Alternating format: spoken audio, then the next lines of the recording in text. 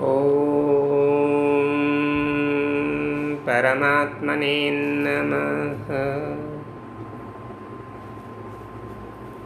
అథర్వవేదము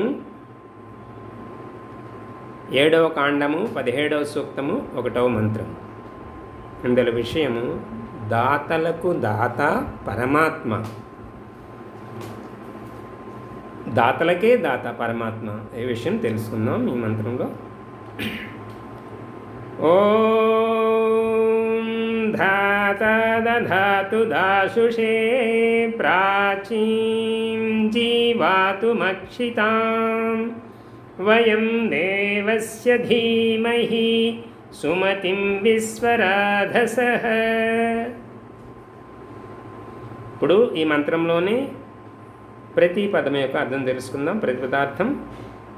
ధాత అంటే అందరి ధారణకర్త,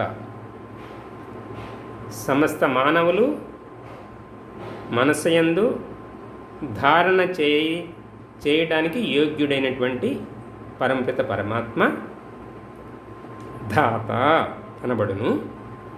అలాగే పాలక పోషక పరమాత్మ, పాలించువాడు, సమస్త విశ్వమందుల జీవరాశన్నిటిని పాలించువాడు, పోషించువాడు అయినటువంటి ధాత. దాశుషే, దాశుషే అంటే అందరికీ దానమనొచ్చు, అన్నీ దానమరచు వారికి, ప్రాచీం అత్యుత్తమ పద్ధతితో ప్రాప్తించు, అక్షితాం అంటే అక్షయ అంటే నాశనము కాని, జీవాతుం జీవన శక్తిని, దధాతు ఇమ్ము. ఇది ఇక్కడేంటి? దాశుషే అంటే ఎవరు? దానమొసంగు గుణము కలిగిన వాళ్ళు ఎవరైతే ఉన్నారో వారికి ఏమి ఇవ్వాలంటున్నారు? ఉత్తమ పద్ధతిలో అక్షయమైనటువంటి జీవన శక్తిని. అంటే అక్షయ జీవన శక్తి అంటే మరణం అనివార్యం, దాన్ని ఆప్ చేయలేము. కానీ మరణించడం అనేది కూడా ఆరోగ్యవంతంగా మరణించాలి.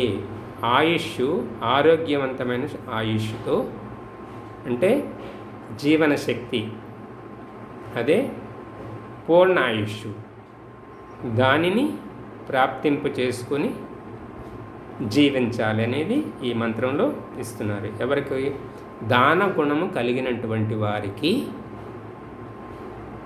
సంపూర్ణ ఆయుష్ నిమ్ము అనేది దీన్ని బట్టి అర్థం చేసుకోవాలి.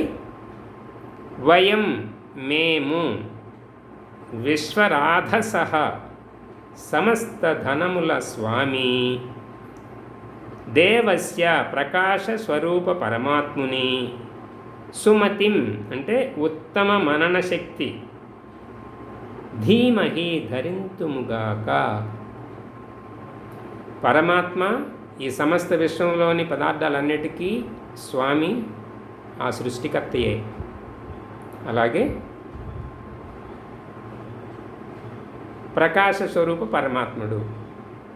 దేవస్య అంటే దేవస్య శబ్దానికి జ్ఞాన ప్రకాశ స్వరూప పరమాత్మ అని అర్థం తీసుకోవాలి.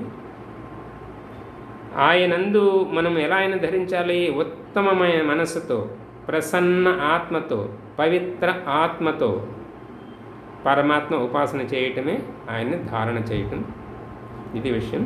ఇందులో భావార్థము పరమైశ్వర్య ప్రధాత పరమేశ్వరుడు పరోపకార పరాయణులకు అత్యుత్తమ అక్షయ జీవన శక్తిని ప్రసాదించును. ఇది ఇప్పుడు మనం చెప్పుకున్న విషయమే భావార్థంలో ఉన్నది. ఇతరులకు సహాయం చేసేటటువంటి దాతలు, దానగుణం కలిగిన వాళ్ళకి ఆ పరమాత్మ ఏమి ఇవ్వాలి? సంపూర్ణ ఆయుష్ని, ఆరోగ్యవంతమైనటువంటి జీవనవంతాన్ని, అత్యుత్తమ అక్షయ జీవన శక్తిని ఇమ్ము అనేది ఇందులో భావం. ఇందులో దానగుణం పరమాత్మ అసలైనటువంటి దాత. ఎలాగూ యజుర్వేదం 40వ అధ్యాయంలో ప్రథమ మంత్రం ఈశావాస్యమిదం సర్వం యత్కించ జగత్యాం జగత్ తేన త్యక్తేన భుంచీద మా కృతః కస్య స్విద్ధనం. ఇది ప్రథమ మంత్రం.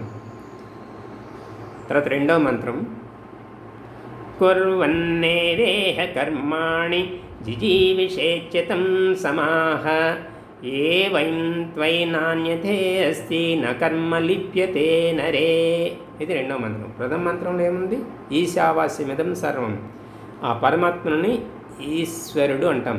ఈశావాస్యం, ఈ జగత్ తేనె ఈశావాస్యం ఇదం సర్వం జగత్. ఈ సర్వ జగత్ అనేది ఏదైతుందో, సర్వం అంటే కించిత్, పరమాణువు నుంచి బ్రహ్మాండం వరకు ఉన్నటువంటి వ్యాపించి ఉన్నటువంటి ఈ విశ్వ జగత్ ఏదైతే ఉందో ఆ జగత్తంతటా కూడా ఈశావాస్యం వసించి ఉన్నటువంటి వాడే ఆ ఈశ్వరుడు. ఈశావాస్యం ఇదం సర్వం జగత్యాం జగత్.